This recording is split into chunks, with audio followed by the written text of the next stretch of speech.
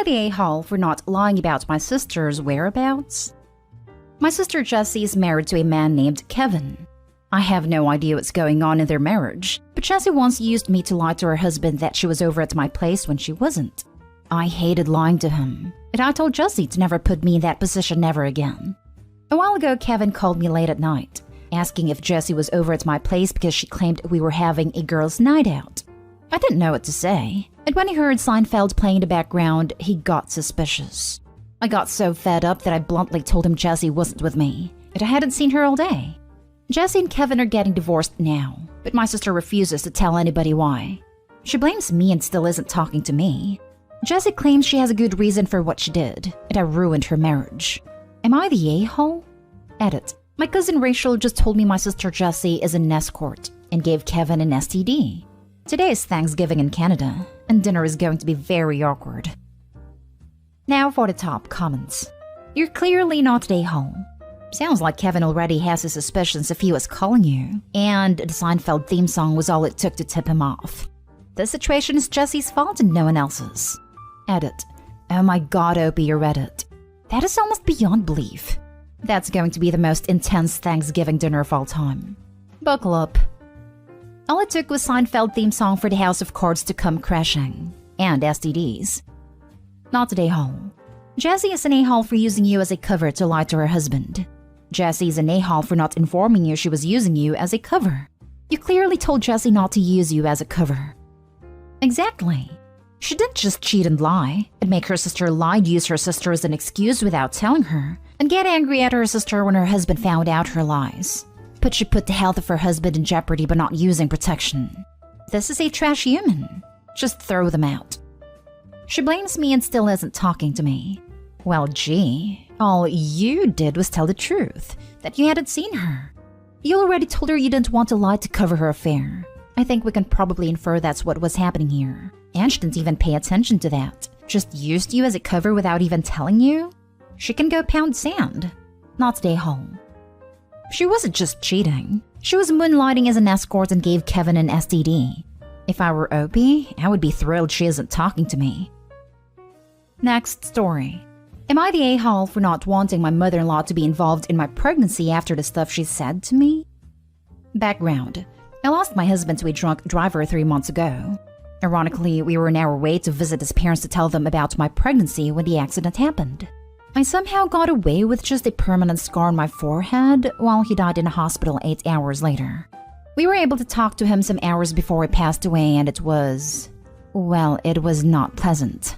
My sister-in-law, my late husband's 2 best friends, and his cousin have been really helpful through these times. Sister-in-law has come to stay with me indefinitely, and her husband has been understanding. His best friends both keep dropping by to check on me, and so does his cousin. I never got to announce my pregnancy to anyone. I just couldn't get myself to. The only people to know are the 4 above-mentioned people, and they decided it would be best if I announce it myself when I'm ready. The thing is, my mother-in-law has not been her pleasant self around me. She hates me for being the one that survived instead of her son, and I feel it too. She started accusing me of having an affair with his best friend because he came over too much. Then she accused me of hooking up with his cousin. She even accused me of sleeping with his sister, since she's been at my house so much. We're both straight women who lost someone close to us, and we decided to ban her from visiting me. Some days ago, I finally felt strong enough to announce pregnancy. I individually called up all the close family. Mother-in-law got really excited and all about the baby and asked me when she could come over to help me through my first pregnancy. I lost it and told her she didn't need to be involved with me at all and hung up. This has stirred up many problems in the family, and my resolve might be weakening. I don't want her and her snarky remarks around me during my pregnancy, and I have kept it as brief and to the point as possible. Not the a-hole. I am so very sorry for your loss. She needs to see a grief counselor then apologize to you. Not the a-hole. First, I am so sorry about losing your beloved husband. Second, mother-in-law accused you of cheating on your husband, of sleeping around, and resents you for surviving the crash. You have no need to have mother-in-law in your life at all. Keep your doors/windows locked all the time so she can never barge in. Get a Ring doorbell, and do not answer the door until you have checked the app to see who is there. Ask sister-in-law to rein in her mom, and to tell her that at some point you may be willing to talk to her, But it is going to take a lot of time for you to forgive mother-in-law for lashing out at you while you are grieving losing your husband. Yes, she lost a son. That doesn't excuse her behavior/actions/words. A sincere apology from mother-in-law is necessary, and then you still get to take as much time as you need before allowing mother-in-law back into your life. I want to address a concern I had when you said mother-in-law was suddenly excited and wanting to be involved. Grandparents' rights are a thing. Not all states enforce them the same, but the basics are that if a grandparent has established a relationship with a grandchild, then they can petition the courts for ordered visitation. That would tie you to your in-laws for the next 18 years, without your husband being able to rein in as parents. I don't know what kind of a relationship you had with your in-laws prior to the accident. Just be aware that any kind of patterned visitation you allow could be used against you. So letting in-laws visit every weekend? No. Letting in-laws have alone time with the little one? No. Bring little one over for dinner every Sunday? No. No pattern. All visitation needs to be very random and very spaced out. 2 hours on a Sunday, 3 weeks later a lunch on Wednesday, and then 1.5 months after a meetup at a restaurant. Next story is titled, Am I the a-hole for telling my boyfriend I didn't want to spend time with his family after they tried to make me prove I was good enough for him? I went to meet my boyfriend's family for the first time, and it was a weird vibe. First, his brother, who is in a similar field of work, started quizzing me on my work like it was a job interview. I ended up joking that I don't talk shop unless I'm getting paid for it after that went on for a while. He asked me kinda rudely if I just got into that field to meet a wealthy man. My boyfriend and his family are wealthy, so I said that I was in it to out-earn the wealthy man. Another joke, or half-joke at least. I like my financial independence. Next, his cousins asked me if I was a workaholic, like some ex of some guy in the family who was never home and never did her household chores. I said, nah, I'm out of work at 5 on the dot. I care a lot about a good work-life balance. Then they were saying I was such a millennial, which I don't know what they meant by that. There was more, but overall it felt like a job interview, or an interrogation rather than a social event. It felt like I was being asked questions and set up to be judged. I left early after a conversation with his mom who was asking me about my homemaking skills, and not really liking my answer that my boyfriend is the better cook. And before I met him, I was eating too much takeout, but he's teaching me to cook. His mom made a comment about how in her day, women brought something special to the table. I kinda tried to play it off as a joke, saying that I'd bring him beer, but it really didn't land. Anyway, I headed out early and he stayed that night, but as soon as he left too, he wanted to talk about why I had dipped super early. I said I felt like I was being interviewed for a job of being good wifey, instead of just meeting people socially. And I feel like that's not something I enjoy. I like hanging out with people who are chill and accepting. He said it felt like they were just being protective and trying to make sure he was ending up with a good partner, and they meant well. And they are like that whenever a new partner gets introduced, but they warm up to people quick. That every woman in the family had been questioned a bit and bond over it later on. I said I already know I'm a catch, and honestly, they were disrespecting us both. Me by making judgy comments, and him by not trusting him to pick a good partner himself. I said that I didn't feel like going for Thanksgiving or Christmas anymore, unless some people apologized and agreed to not do this weird hazing stuff again. He said that he felt I was being unreasonable, that I should give them another chance at Thanksgiving. I feel like he's being insensitive and pushing me to go somewhere I'm not respected, again. Am I the a-hole for telling my boyfriend I don't want to go to his family's holidays after they met me, and it felt like they questioned my worth for hours? Not the a-hole. However, well, I would consider giving the family a second chance if you're serious about the partner as being able to socialize with them would make life a lot easier. Do not go at Thanksgiving or Christmas. That is a terrible idea. His family will probably be more entrenched in their ways and feeling possessive. You might I would, resent wasting a holiday with them if it goes badly. Leaving early would also end up being a big deal. Have a way less weighted second chance if you want to? I would not, because they sound generally sexist, as well as specifically mean. I wouldn't want to deal with that forever, but it is up to you. Not the a-hole. However, his family and he are complete a-holes. His reaction is a look into your future if you tolerate that BS from them, and from him. A lot of them clearly feel superior to not only you, but anyone who wasn't born to their tax bracket. It's not wise to ignore such blatant harbingers of relationship inequity and ingrained disrespect. You can do much better. Not at all. And how horrible you had to fend off all their questions/hazing on your own. I hope your partner at least had your back on some of it.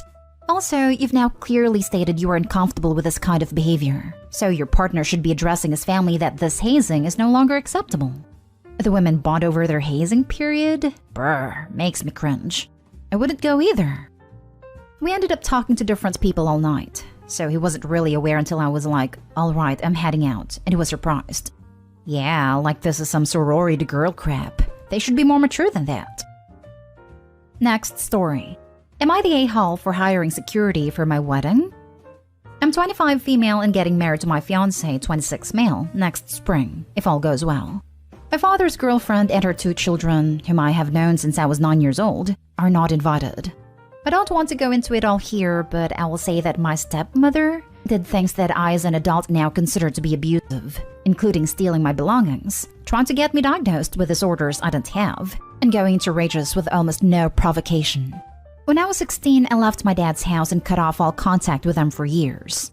When my fiancé proposed, it struck me that I would have nobody to walk me down the aisle, so I reconnected with my father and began repairing my relationship with him.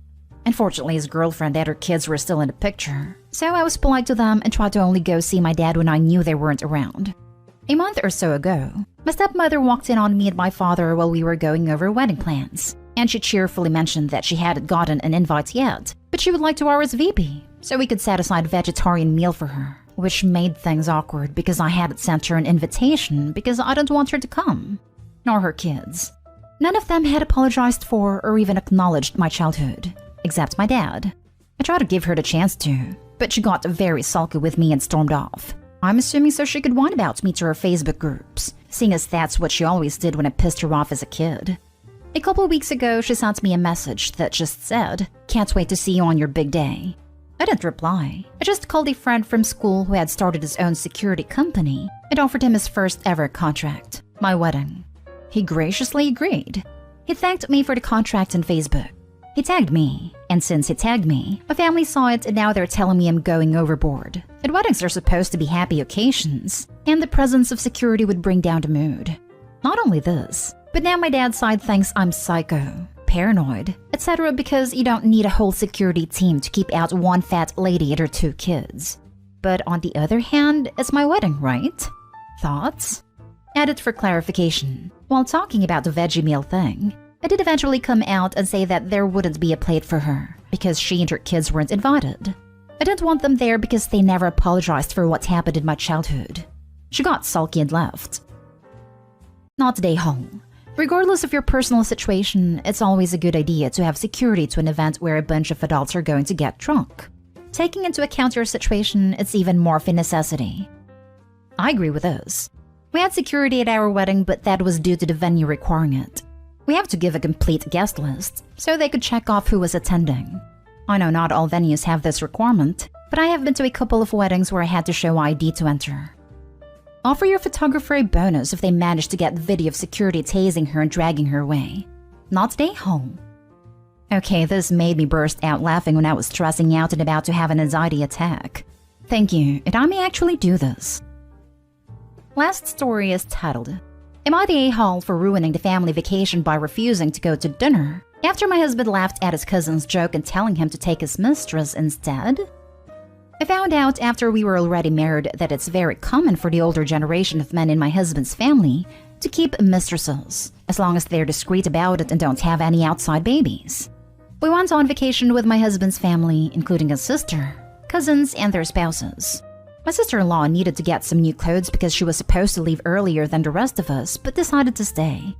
While we were shopping, the shop assistant was flirting with my husband. His cousin James made jokes about adding her to my husband's collection of girls in every country, and how he always said a leopard never changes his spots, and that a new marriage couldn't stop my husband. My husband and his other male cousins thought it was the funniest thing ever. I didn't find it so funny, and neither did his sister, who told James to shut up.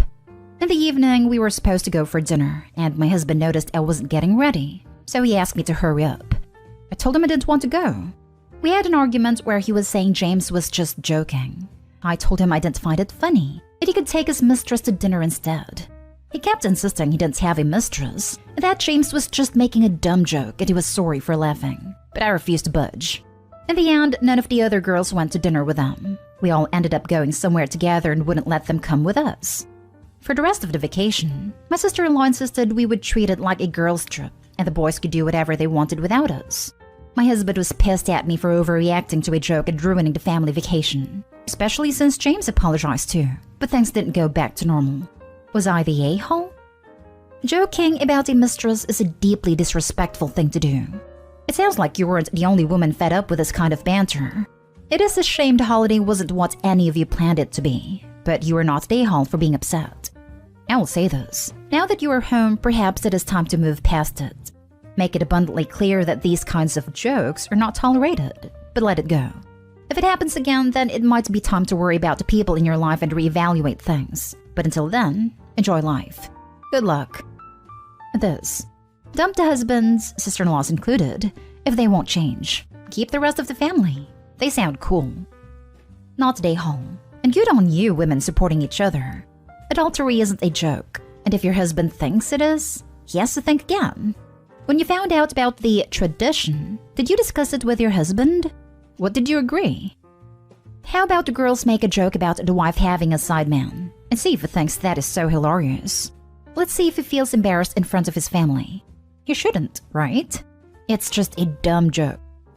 Not stay home. But culturally, I'll bet if you took a discreet lover or you ladies joked over having one join you on your ladies' time out, that he wouldn't be laughing either.